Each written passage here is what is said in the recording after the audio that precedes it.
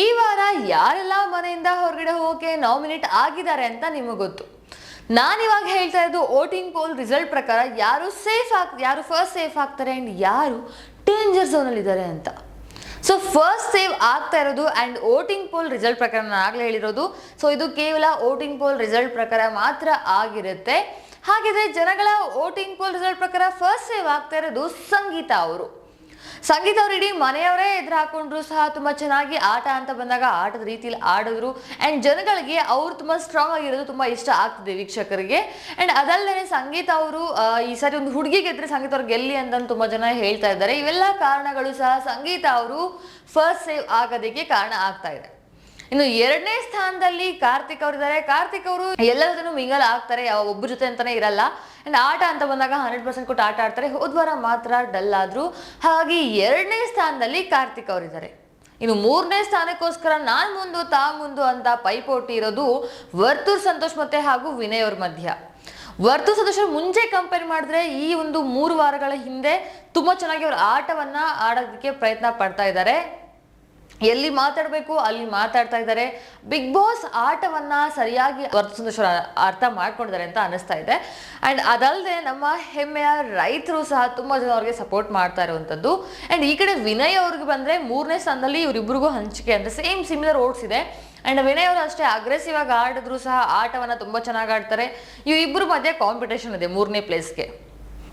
4ನೇ ಸ್ಥಾನದಲ್ಲಿ ತನಿಷ್ ಅವರಿದ್ದಾರೆ.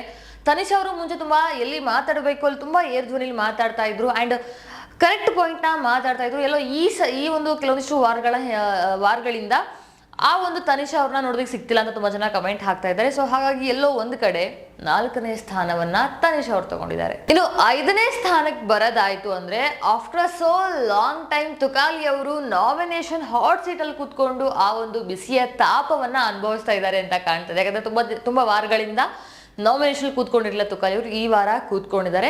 ಹಾಗಾಗಿ 5ನೇ ಸ್ಥಾನದಲ್ಲಿ ತುಕಾಲಿ ಸಂತೋಷ್ ಅವರು ಇದ್ದಾರೆ. ಸೊ ತುಕಾಲಿ ಸಂತೋಷ್ ಅವರು ಹೇಗೆ ಅಂದ್ರೆ ಓಡ್ಸೋ ಒಂದು ಕಾಮಿಡಿ ತುಂಬಾ ಚೆನ್ನಾಗಿ ಮಾಡ್ತಾ ಇದ್ದಾರೆ ಇತ್ತೀಚೆಗೆ. ಆದ್ರೆ ಈಗ ಮನೆ ಜೊತೆ ಎಲ್ಲ ಮಿಂಗಲ್ ಹಾಕೋ ಪ್ರಯತ್ನ ಪಟ್ಟು ಸಂಗೀತ ಜೊತೆನೂ ಒಂದಾಗ್ಬಿಟ್ಟಿದ್ದಾರೆ. ಹೀಗೆ ಲಾಸ್ಟ್ ವರೆಗೂ ಕ್ಯಾರಿ ಮಾಡಿದ್ರೆ ಟಾಪ್ 5 ಕಂಟೆಸ್ಟೆಂಟ್ ಆಗುವ ಸಾಧ್ಯತೆಗಳಿದೆ. ಇನ್ನ ಬಾಟಮ್ 2 ಬಂದ್ರೆ ಸಿರಿ ಮತ್ತೆ ಮೈಕಲ್ ಅವರು ಇರುವಂತಹದ್ದು. ಅಂದ್ರೆ ತುಕಾಲಿ ಸಂತೋಷ್ ಆದ್ಮೇಲೆ ಸಿರಿ ಅವರು ಆದ್ಮೇಲೆ ಮೈಕಲ್ ಅವರು. ಅಂಡ್ ಸಿರಿ ಅವರು ಮೈಕಲ್ ಅವರು ಯಾವಾಗಲೂ ಈ ಬಾಟಮ್ ಅಲ್ಲೇ ಸೇವ್ ಆಗ್ತಾ ಇದ್ದಾರೆ. ಮೈಕಲ್ ಚೆನ್ನಾಗಿ ಆಡಿದ್ರು. ಎಲ್ಲೋ ಒಂದ್ ಕಡೆ ಅವರ ಒಂದು ಕೆಲವೊಂದಿಷ್ಟು ಮಾತುಗಳ ಆಡೋ ರೀತಿ ಆಗಿರ್ಲಿ ಅಥವಾ ಈಗೋ ಆಗಿರ್ಲಿ ವೀಕ್ಷಕರಿಗೆ ಇಷ್ಟ ಆಗ್ತಿಲ್ಲ. ಅಂಡ್ ಸಿರಿ ಅವರು ಫಿಸಿಕಲ್ ಟಾಸ್ಕ್ ಅಂತ ಒಂದಾಗ ತುಂಬಾ ಚೆನ್ನಾಗಿ ಆಡಕ್ಕಾಗಲ್ಲ, ಆದ್ರೆ ಮನೆ ಜೊತೆ ಚೆನ್ನಾಗಿ ಮಿಂಗಲ್ ಆಗ್ತಾ ಇದ್ದಾರೆ.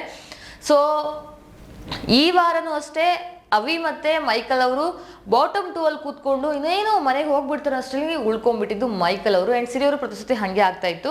ಇವರಿಬ್ರು ಮಧ್ಯೆ ಕಾಂಪಿಟೇಷನ್ ಇದೆ, ಯಾರು ಹೋಗಬಹುದು ಅಂತ ಕಮೆಂಟ್ ಮಾಡಿ ಬಾಟಮ್ 2 ಅಲ್ಲಿ ಡೇಂಜರ್ ಝೋನ್ ಅಲ್ಲಿ ಇರುವಂತದ್ದು ಸಿರಿ ಮತ್ತೆ ಮೈಕಲ್ ಅವರು.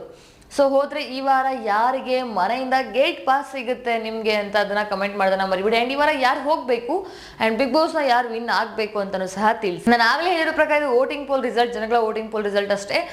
ಏನಾದ್ರು ಬಿಗ್ ಬಾಸ್ ಅಲ್ಲಿ ಸೇವ್ ಮಾಡಬೇಕು ರಿಸಲ್ಟ್ ಪ್ರಕಾರ ಸೇವ್ ಮಾಡ್ತೀನಿ ಅಂದ್ರೆ ಇದೇ ಆರ್ಡರ್ ಸೇವ್ ಆಗುತ್ತೆ ವೋಟಿಂಗ್ ರಿಸಲ್ಟ್ ಪ್ರಕಾರ. ಅಥವಾ ನಮ್ಗೆಲ್ಲ ಗೊತ್ತು ನಾವೇನೋ ಒಂದು ಅನ್ಕೊಂಡು ಕೂತ್ಕೊಂಡಿರ್ತೀವಿ, ಬಟ್ ಬಿಗ್ ಬಾಸ್ ಟೀಮೇ ನಾವು ಅನ್ಕೊಂಡಿರೋದೆಲ್ಲ ತಲೆ ಕೆಳಗಾಗಿ ಮಾಡುವಂತಹ ಪ್ಲಾನ್ ನ ಮಾಡಿರ್ತಾರೆ. ಹಾಗಾಗಿ ವೋಟಿಂಗ್ ಪೋಲ್ ರಿಸಲ್ಟ್ನ ಅನುಸಾರವಾಗಿ ಹೋಗಿಲ್ಲ ಅಂತಂದ್ರೆ ಈ ಒಂದು ಆರ್ಡರಲ್ಲಿ ಸೇವ್ ಆಗಕ್ಕಾಗಲ್ಲ. ಆದ್ರೆ ಇದಿಷ್ಟು ಜನಗಳ ವೋಟಿಂಗ್ ಪೋಲ್ ರಿಸಲ್ಟ್ ಆಗಿತ್ತು ಇಲ್ಲಿವರೆಗೂ ಬಂದಿರುವಂತಹ ವೋಟ್ಸ್ ಪ್ರಕಾರ ಅಷ್ಟೇ. ಸೊ ನೋಡೋಣ ಯಾರು ಹೋಗ್ತಾರೆ ಯಾರು ಇರ್ತಾರೆ ಅಂತ.